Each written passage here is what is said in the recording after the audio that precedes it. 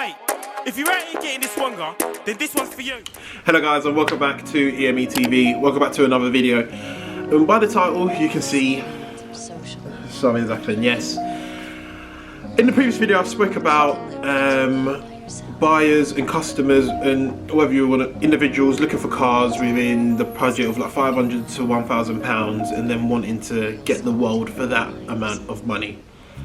Well, it's already happened. So I've been contacted by somebody who bought a car off me essentially, and they've complained to me saying how I've been dodgy, I've sold them an awful car, this, that and the other.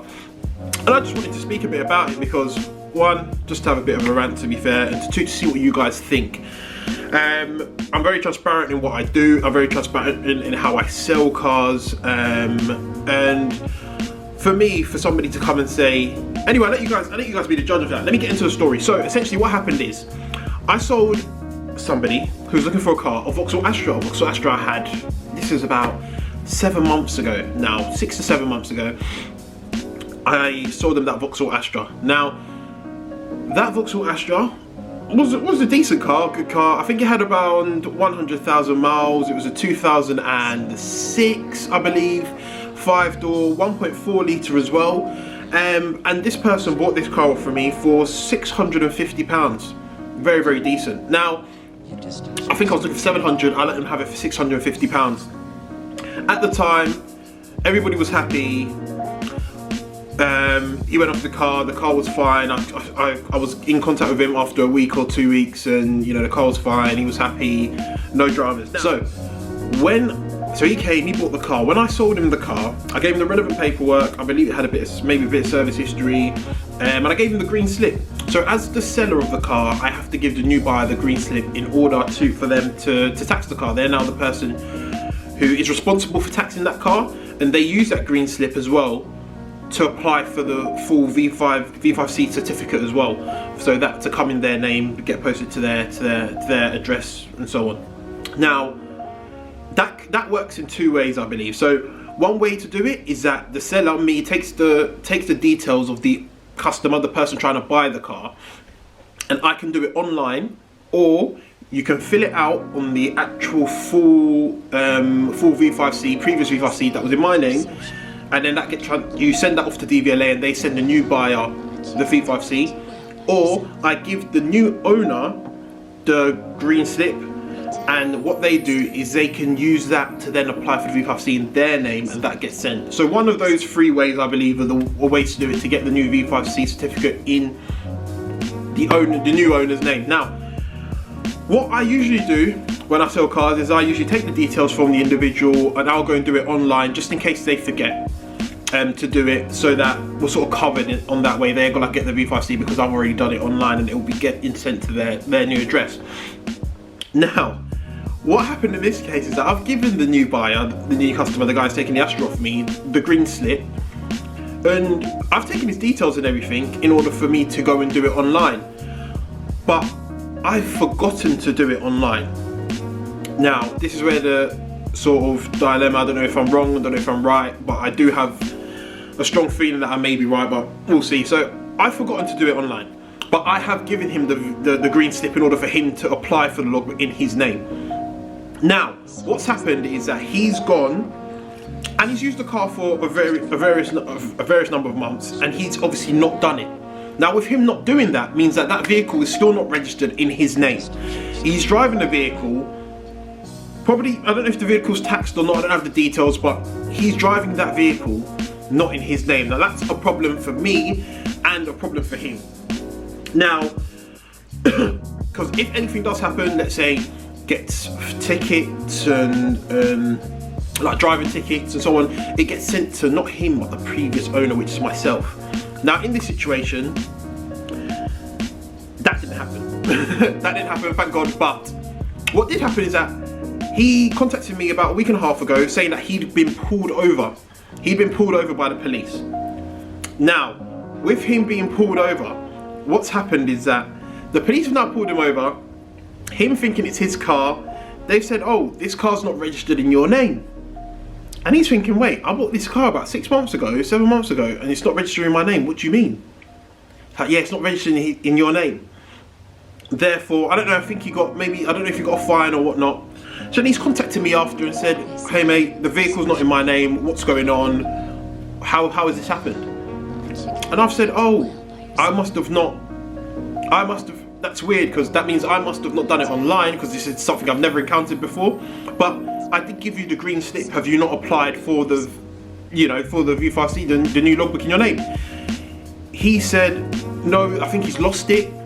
He said, no, he hasn't, but, he's not happy with how I've dealt with it. He's not happy with the car, this, that, and the other. Now, he did say beforehand. So bearing in mind, I sold this car with 5 months MOT left.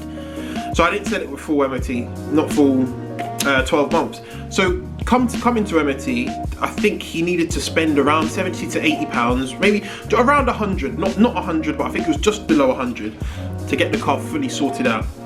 Now, he wasn't happy that he had to pay anything.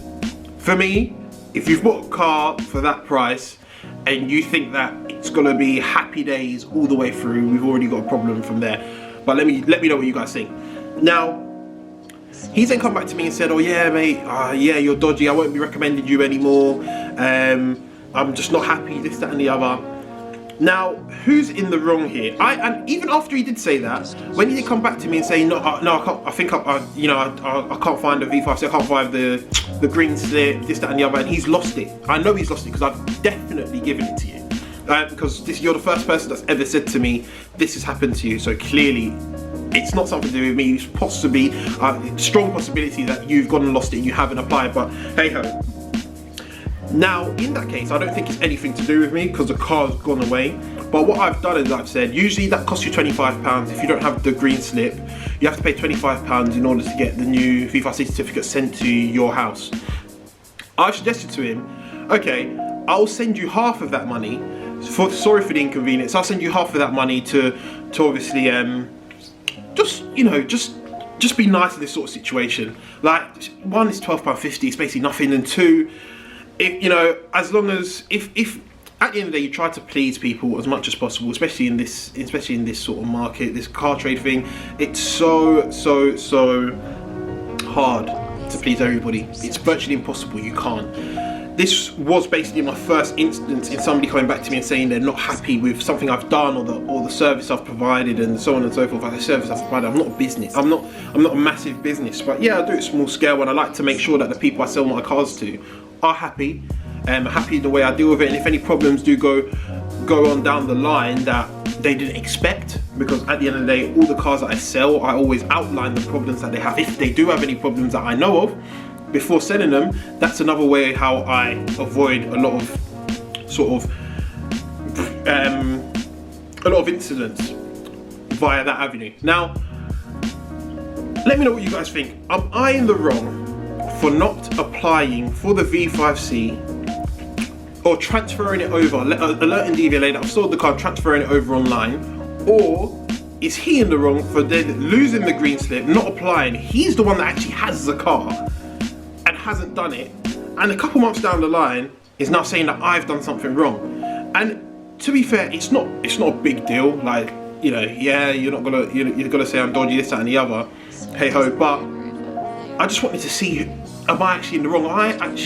Because I think that I've done absolutely nothing wrong, and in addition, I've even offered to pay for half of the V5s, like the new logbook, to get it for you. I don't have to do that. It's nothing to do with me at this moment in time.